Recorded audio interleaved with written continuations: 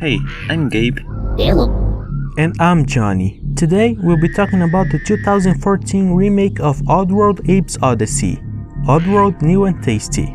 Throughout the years, we heard a lot of nice things about the original Oddworld from 1997, but we never played it or any of the sequels. So this here can be a fresh point of view on the remake, from people who weren't fans or even familiar with the series.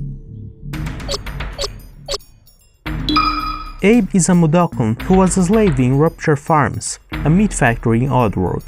Strangely enough, he was quite happy with his job, and was even nominated Employee of the Month. He just loved the snacks they made.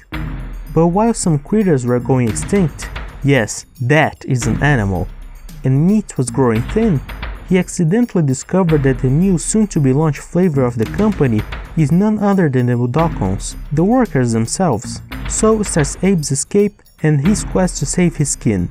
Along the way, Abe discovers he was destined to free his people, and comes across some folk from his tribe, still living in relative freedom, who help him uncover new powers to fight back the factory guards, the sligs, and traps. Oddworld New and Tasty is a 2.5D puzzle platformer. Every level is separated in many small sections, which are basically a series of mini puzzles for you to overcome to get to the next level and advance the story. In most of them, it's just looking around for the trap's layouts and guard patrol routes and figuring out when to make your move.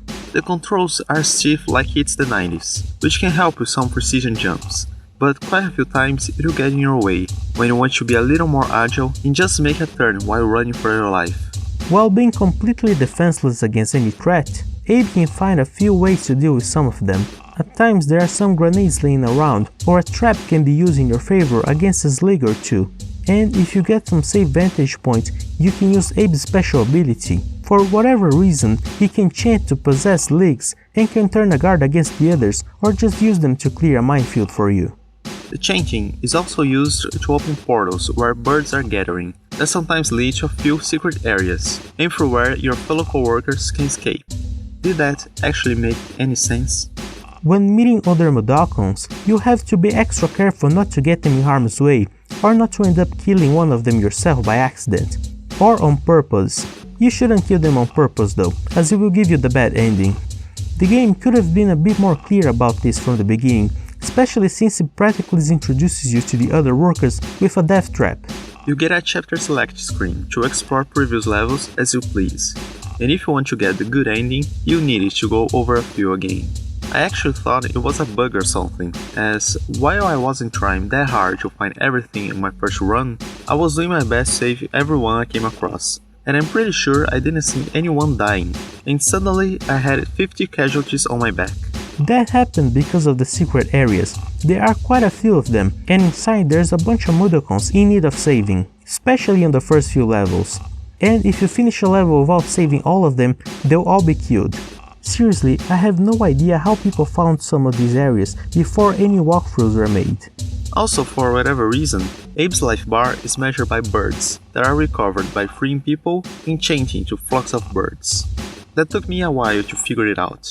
The puzzles are made for you to fail till you find the right answer, which means you are meant to die over and over in some funny or brutal ways.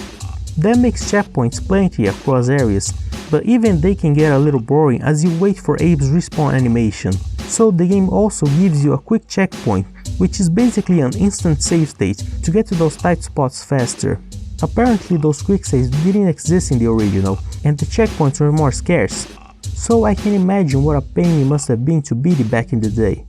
Another of Abe's skills that is frequently used is the game speak. That are just some voice or sound commands you can perform to communicate with other characters, telling them to follow you or wait, or even for you to say a password to their keeper.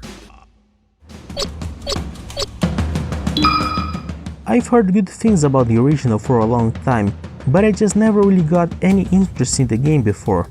I can't quite put my finger on it, but I'm pretty sure it's something about Abe's face that I just never really cared for him. Even though when he was another worker who all looked just like Abe ate lead, I felt bad for them and we started from a checkpoint. But other than that, the game looks pretty good. Not the best graphics you'll ever see, but it doesn't fall behind, and actually is visually superior to some other AAA games from the same year. Unlike the original, here most sections of a chapter transition seamlessly into one another, just like a side-scroller. While being completely remade, it does feel somewhat retro, which was clearly the intention and was nicely implemented. Even the main menu looks like a revamped Windows 95 game screen. The soundtrack is pretty nice and really helps to set the mood of each area, from the industrial dystopian Rupture Farms to the sun-bleached Scrabania. Oddworld New and Tasty is a really fun and interesting game. The wacky character designs and dialogues give the game a unique charm and help set the mood of how odd Oddworld really is. And even though it is a remake, it still managed to capture the essence of platforming games from the late 90s. We definitely recommend it, especially since it's available on pretty much every platform, including mobile. So yeah, you can enjoy Oddworld even on your phone now. That will be all for today. If you enjoyed, please give this video a like, and if you want to see more content like this, consider subscribing, it really helps us a lot. And you can click here to see the last review we made about another very strange platformer, Pikuniku. See you next time. Bye!